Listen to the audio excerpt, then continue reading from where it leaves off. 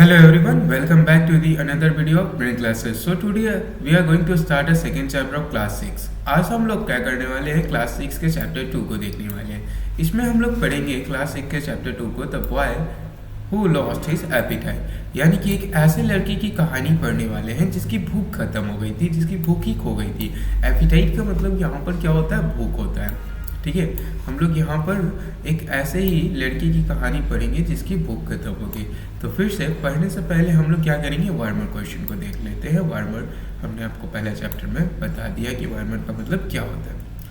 What food do you find tasty, किस तरह का आपको भोजन जो है ना स्वादिष्ट लगता है, किस तरह का भोजन आपको स्वादिष्ट लगता है। यहाँ पे हम लोगों को दिया हुआ है कि what food do you find tasty, किस तरह का भोजन आपको टेस्टी लगता है। तो आप ऐसे लिख सकते हैं, इसका उत्तर ऐसे दे सकते हैं कि आई लाइक मेनी फूड, आपको जो अब पसंद है वो बोल दीजिए। I like many food such as pulao, puri, manchurian, chowmein वगैरह वगैरह, जो आपको पसंद है वो आप बोल सकते हैं। नेक्स्ट हमें दिया हुआ है if you are told to sit at home, अगर आपको कह दिया जाए कि आप घर पे बैठिए and enjoy yourself tasty food, और स्वादिष्ट भोजन का आनंद उठाइए विदाउट एनी एक्टिविटी, बिना कोई कार्य किए हुए, बिना कोई कार्य किए हुए, बस आपको घर पे बैठे बैठे स्वादिष्ट भोजन का आनंद उठाना है। वुड यू एंजॉय इट, क्या आप इसका आनंद उठा पाएंगे। गिव रीजन, यहाँ पे गिव है, थोड़ा मिसप्रिंट हो गया है। चलिए हम आपका इसका रीजन बताते हैं कि आखिर क्यों।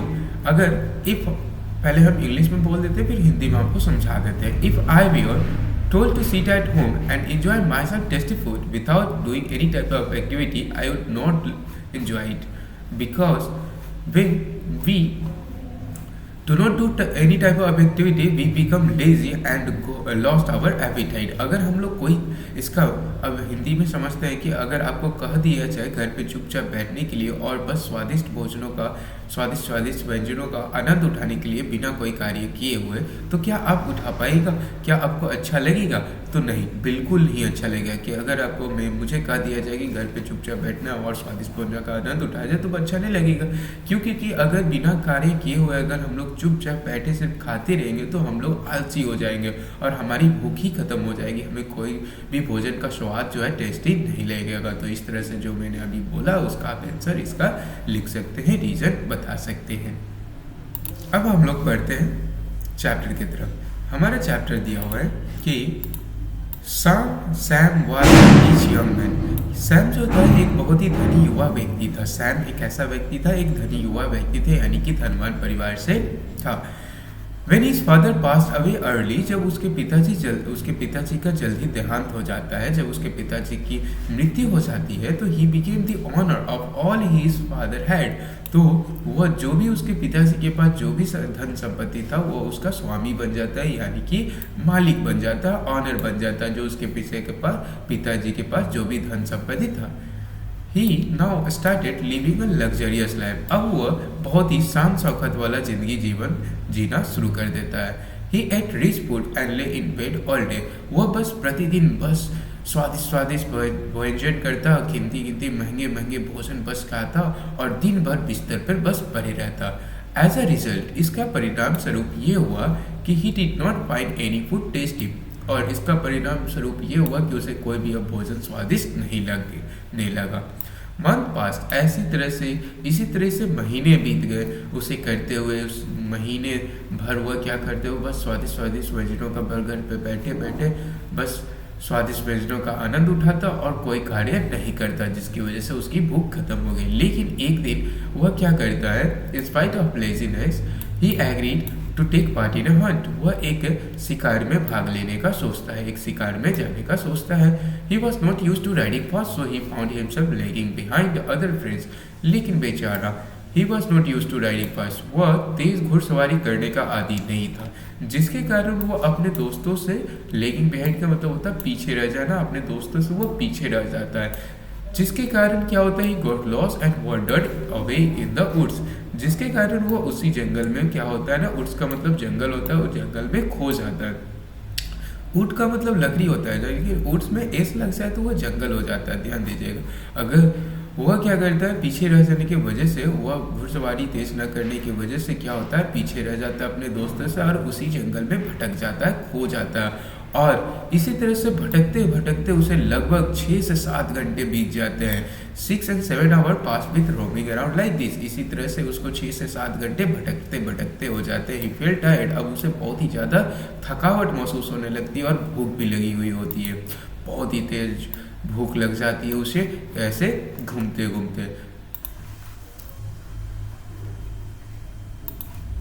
सडनली ही सो अ पीसेंट हट। अचानक उसे एक क्या दिखाई देता है, एक किसान का झोपड़ी नजर आता है। हट का मतलब यहाँ पर झोपड़ी होता है, एक किसान का झोपड़ी नजर आता है। ही रोड अप टू इट, वह उसी घुड़सवार से घोड़ा पे सवार होकर उस झोपड़ी के पास जाता है and ask for a little food. और वहाँ जाने के बाद हल्का सा क्या करता है, भोजन की गुहार लगाता है, हल्का सा भोजन के लिए पूछता है। तो किसान जो है वो रिप्लाई करता है, I am a poor man, मैं एक गरीब व्यक्ति हूँ सर।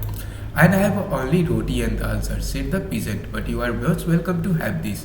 देखिए वह गरीब व्यक्ति था, इसलिए उसके पास सिर्फ क्या था, रोटी और दाल। वो बताता है कि सिर्फ मेरे पास रोटी और दाल है, अगर आपको कोई आपत्ति न हो तो आपका स्वागत है इस भोजन पर। ठीक है, वह देखो इससे ये पता चलता है कि व्यक्ति कैसा था। वह किसान जो था वो कैसा था, बहुत ही काइंड हार्टेड का था, बहुत ही दिल का अच्छा था। ठीक, क्योंकि उसके पास दाल रोटी होने के जो दाल रोटी था वह क्या करता है, उस अमीर व्यक्ति को दान दे देता है, उस व्यक्ति को खिला देता है।